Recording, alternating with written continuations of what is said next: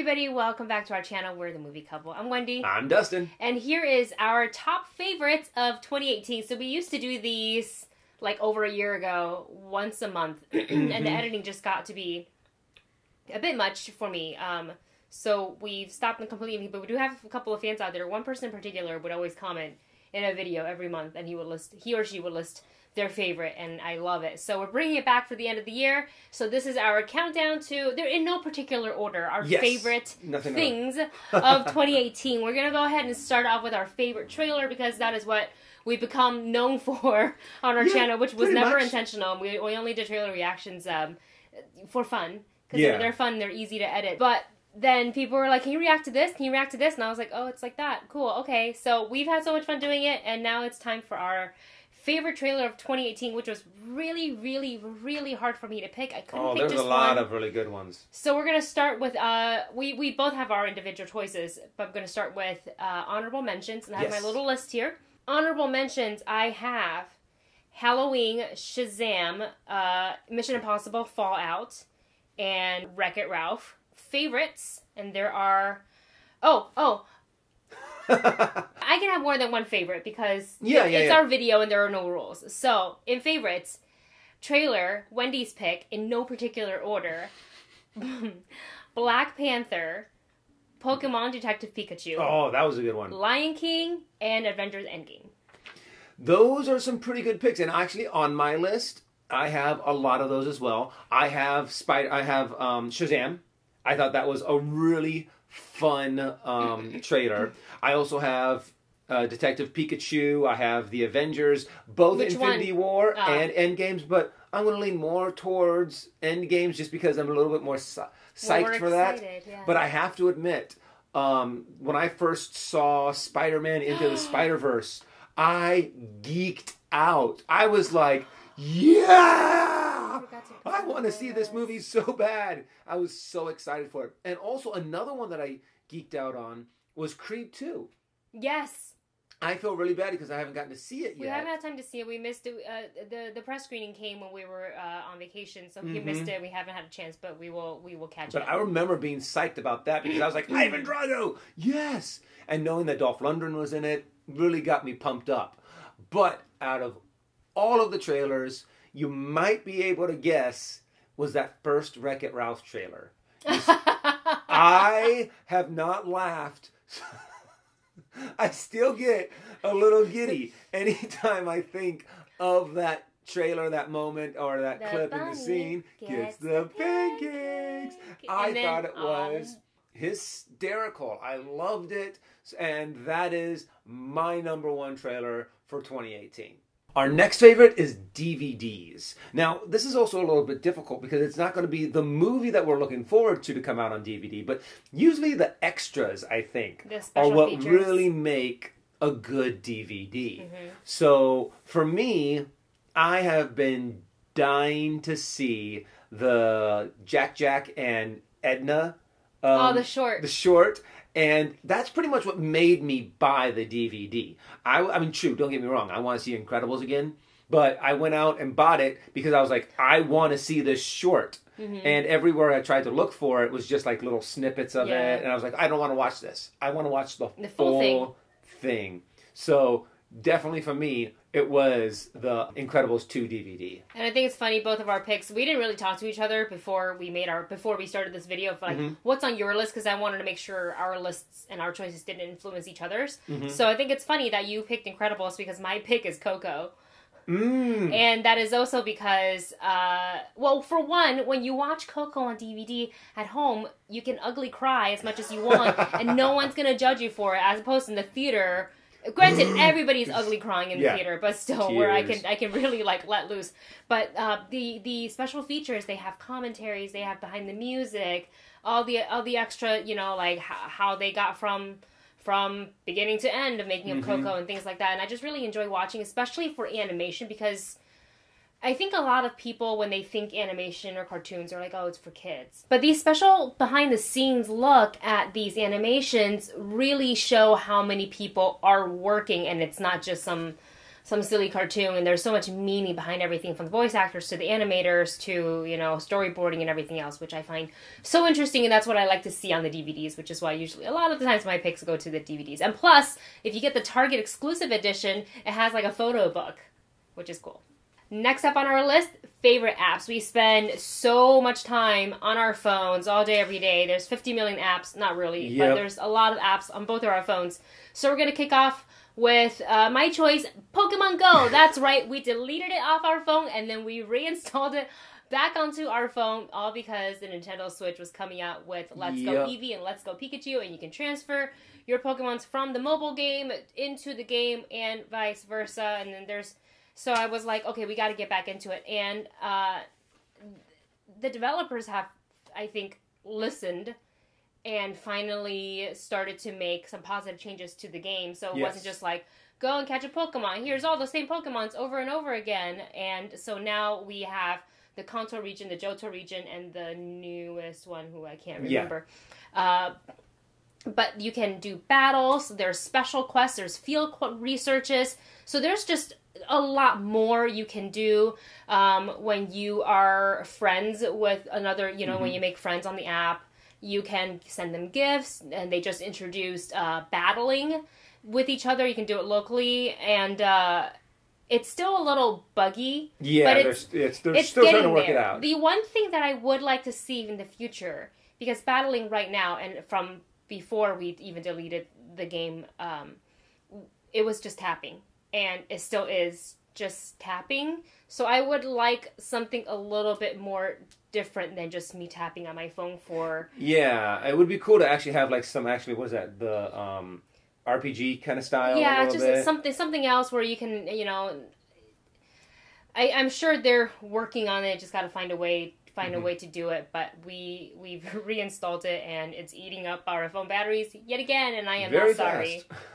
Well, for me, it's actually kind of very similar to Pokemon Go, because once we got into Pokemon Go, I've actually was looking up on Instagram or something about different apps, and someone had brought up an app called Pokegenie, and I was like, I downloaded it, and I was able to do everything. Since I have an Android, Pokegenie is really, really cool. It allows you to tell what the IV is of each Pokemon. It tells you the rating. Deep dive. I can do all of this on my phone, where other people had to like take a picture and use Pokegenie on to scan the picture. With Android, it's all on the phone. So if you play Pokemon Go, you need to check out Pokegenie. So is that your favorite app? Yeah. For me, that is my favorite app of this year. I totally thought it was going to be a different one.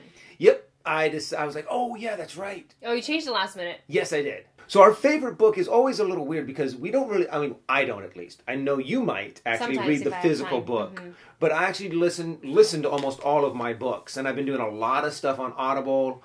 And I'm really into this fantasy kick right now. And I've been listening to this series called Mistborn.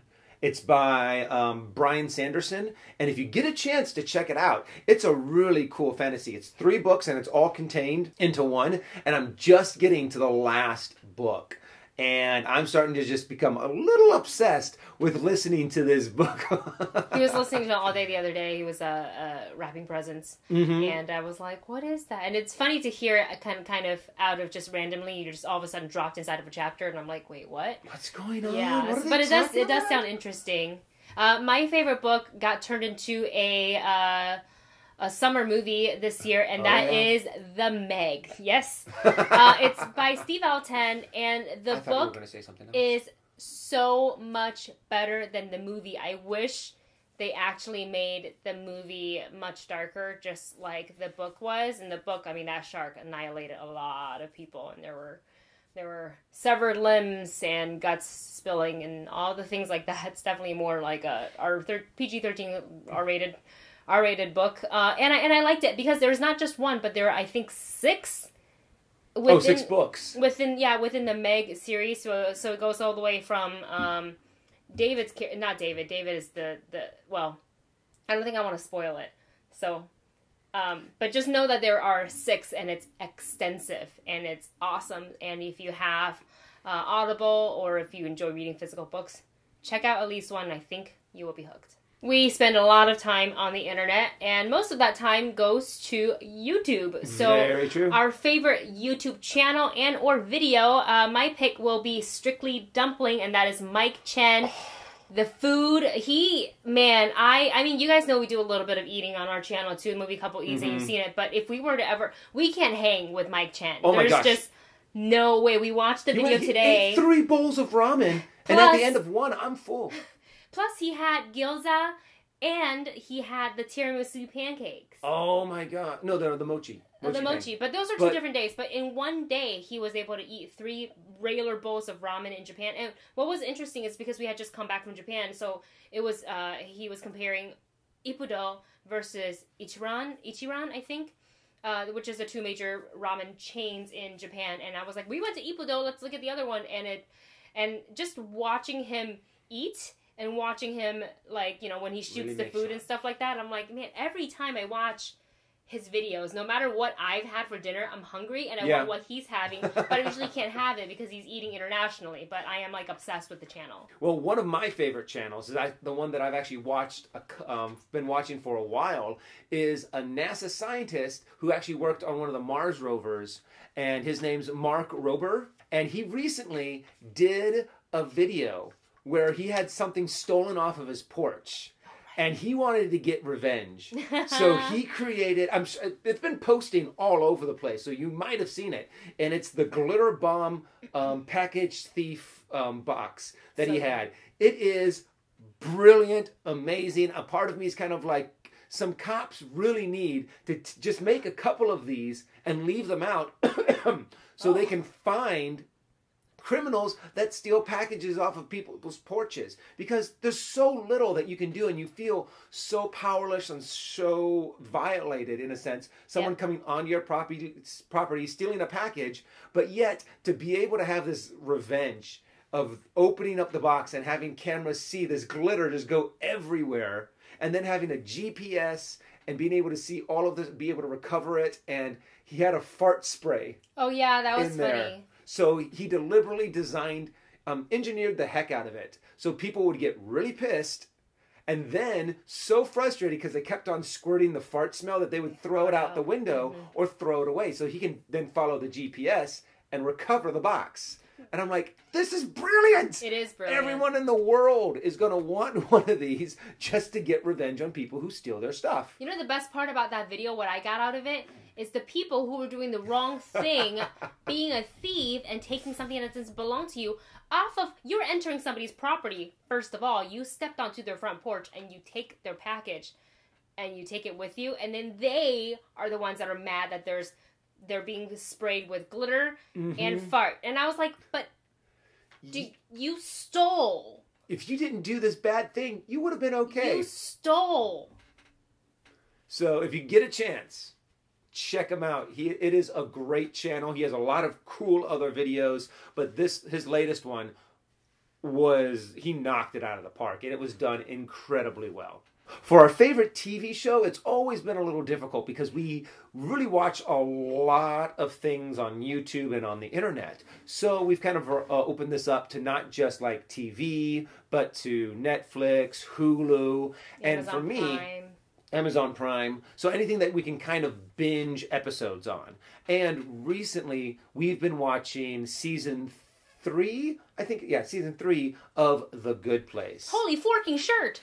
I love how this show has evolved. I think it's amazing that they've gone... I don't want to spoil it for those who haven't seen it, but it's about someone that goes to heaven and they're not supposed to be there, or they think that they're not supposed to be there, and it's their adventures here in The Good Place. There's a good place and a bad place. So if you get a chance, check it out. It is hilarious. You'll love it. My favorite TV show this year, and it's from Netflix, it's The Dragon Prince. It's an animated series. It's heavily inspired by Airbender, Avatar, The Last Airbender. And it is some of the most diverse casting I've seen animated since Avatar, I feel like.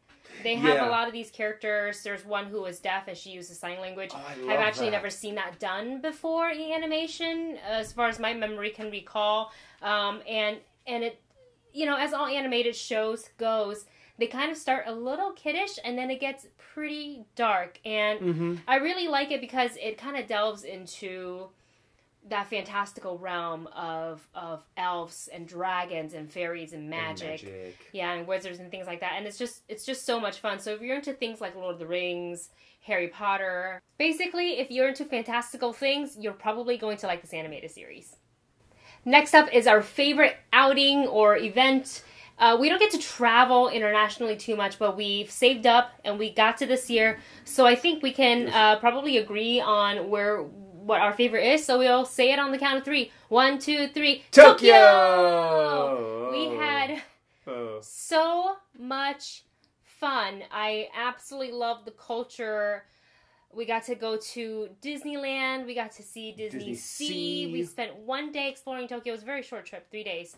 Because prior to that, we were packed. We put so much stuff into those 3 days. Yeah, and we only had 3 days because we were visiting my family in Taiwan, and we spent the majority of, because I hadn't been back in over 10 years, so we made that a priority, and Tokyo was, like kind of like a vacation within a vacation, and the food was fantastic. Being Japan, it's just like, I've never felt more at peace than I was in Japan, when I was in Japan, and I don't know how else to describe it. We got to see and taste as much as we could in the time allotted. Japan ruined a lot of things for me, I have to admit. I mean, it ruined ramen for me because now I know what real ramen tastes like. And it was so good. It ruined Disneyland for me because we still love Disney, Tokyo Disney and Tokyo Disney Sea are amazing. They do it better. They just do it better. They do an amazing job. But not only that, but the cleanliness of Tokyo. When we were walking around Tokyo, it was incredibly clean. Yeah, and there's no trash cans anywhere. It's just part of their culture to pick it up and take it with them. Yeah, we all know Disneyland is clean. It's clean. They have people that clean all the time. Walt Disney designed it so that there's like a trash can every, I think, like 300 feet or something. Yeah, crazy, or 30 feet, crazy, something. Yeah, so you can finish a hot dog. Right. So there are trash cans everywhere. Yet we still see a lot of times people leaving their trash on top of a trash can. I'm like, but it's right there. It's right there. In Tokyo, it was a little different. They don't have trash cans everywhere, yet you couldn't find trash if you looked for it. Yeah, they do a really good job on just having it be a part of their culture to take it with them. And that's another thing, is that they also ruined hospitality for me because the Japanese are very nice and respectful. They're very polite. Very polite. And we went to 4 different airports. We went to LAX, Japan, Hong Kong, and Taiwan. Kaohsiung. And the one that was probably the most chaotic and probably had the rudest people was LAX. Was LAX. Yeah, the custom. They weren't even the custom guards, like the official. Like they were the people that were trying to get you organized, and they were really confused on where to send people, who had what passport and which line you were in. And so we were told that we were in the wrong line 3 times, and each time they're like, "What passport do you have?" We said we had a U.S. passport. No, you were supposed to line up here. What are you doing over here? You're standing in the wrong place. But they were yelling at us, and I'm like, why are we being so aggressive? I just came home, and I want to go back. Yeah. Just send me back. But this is not a rip on airports. We really enjoy Japan so much. Yeah. The vending machine and the food is fantastic. That was so cool. I will never walk into a 7-Eleven again after coming home. 7-Elevens. Because there's something, and I'm sure you guys have seen it on the internet. The 7-Eleven over there is like top notch. They actually have actual food. They have actual delicious food. They have hot food, and they don't have hot dogs on the roller that just rolls all day long. You don't know how long it's been there. I really miss it every day. I think about it and I say I want to go back, and so that will definitely be a thing. And a vlog will be coming so you guys can see. So we've come down to it, our last category, and that is favorite movies. Now, this is actually probably one of the most difficult ones because there's so many good movies that come out. It's really, really hard to pick just one, especially when they are so different and different genres and just different kinds, and it's really hard to pick out just one. So this is what we're going to do. We're going to pick out our top 5 of the year, and then we'll have some honorable mentions. and they're in no real particular order. So we're really going to be going just for the ones that really hit us the most, that had the most impact on us, and then some ones that came really close. Yeah. So do you want to just start by saying our lists, or yeah, you can go first. I'm pretty think sure we some should of us start. have like the same kind of, or at least on there once or twice. Sure, we can start with our honorable mentions. And again, you guys, this isn't us ranking movies like best of the year. This is just naming our favorite movies that we enjoyed the most this year in no particular order. So first up, our honorable mentions. These are just movies that I thought were amazing, but doesn't quite get into the top 5. Rounding off some of them, these are in no particular order. These are just some of the ones that just didn't quite make it to that final list. And I thought The Incredibles 2 was an awesome movie this year. I thought it had a great build-up, even though we had to wait 14 years for that sequel. They did an incredible job with continuing that storyline. Also, I thought A Star is Born was amazing. It really had those tear-jerking moments and just tugged on those heartstrings. I also really loved Bohemian Rhapsody. I loved the music. I loved the story. I loved, what's his name? Who played it? Rami Malek. Rami Malek. I thought he did an amazing job on that. I also really liked Crazy Rich Asians. I thought that was a really fun rom-com. Good. And also, I really liked Mission Impossible Fallout. Another really good action movie. What about you? What are some of your honorable mentions? My honorable mentions, I can't remember them, so I'm going to have to read them off my list because I'm not a professional like Dustin.